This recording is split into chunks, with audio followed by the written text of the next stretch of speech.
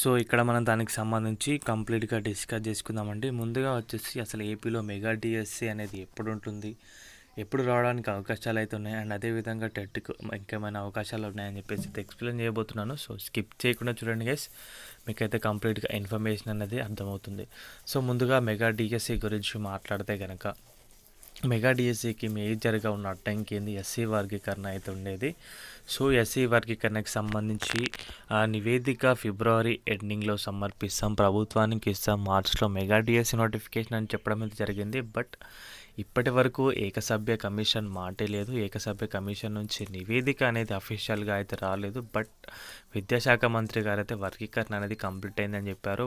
యాక్చువల్గా చూసుకుంటే కనుక వర్గీకరణ అనేది ఇప్పుడప్పుడే అయ్యేలా లేదు. సో ఇంకా చాలా సమయం అయితే పడుతుంది. ఎమ్మెల్సీ కోడ్ మార్చి 3వ తారీఖుతో ముగియనుంది.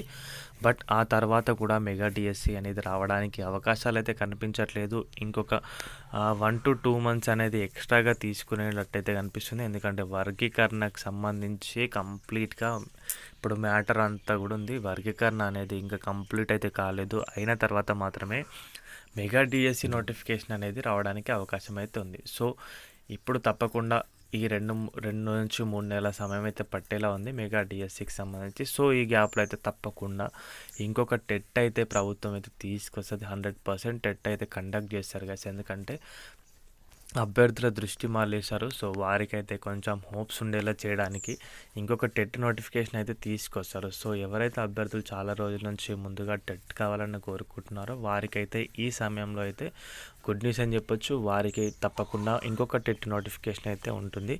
సో దీంట్లో అయితే మీరైతే మంచిగా స్కోర్ చేసుకోండి గైస్. అండ్ ఇప్పటికే చాలా టెట్లు కూడా రాశారు. 7 సంవత్సరాలు అవుతుంది. డిఎస్సి కోసం ఎదురు చూపులే ఉన్నాయి తప్ప మెగా డిఎస్సి నోటిఫికేషన్ అయితే రావట్లేదు. అది కూడా ఇప్పుడు మార్చ్లో రావడానికి కూడా అవకాశాలు అయితే కనిపించట్లేదు, తక్కువగా ఉన్నాయి. అండ్ వర్గీకరణ అనేది ఎప్పుడు ముగిస్తుందో అప్పుడే మెగా డిఎస్సి నోటిఫికేషన్ అనేది రావడానికి అయితే అవకాశాలు అయితే ఉన్నాయి. ఇప్పుడు కంప్లీట్గా ప్రభుత్వం దృష్టి అంతా ఇప్పుడు ఎమ్మెల్సీ పైన ఉంటుంది కాబట్టి ఇప్పుడు డిఎస్సి గురించి అయితే ఏ మాట ముచ్చట అయితే లేదు. సో ఇది గ్యాస్ అప్డేట్ అయితే కనుక తప్పకుండా మరిన్ని ఇంకాస్త సమయం అయితే పట్టేలా ఉంది. వీడియో నచ్చితే కనుక వీడియోకి అయితే ఒక లైక్ చేయండి. మన ఛానల్కి ఎవరైనా కొత్తగా వచ్చుంటే సబ్స్క్రైబ్ అయితే చేసుకోండి. థ్యాంక్స్ ఫర్ వాచింగ్ అందరికీ. బాయ్.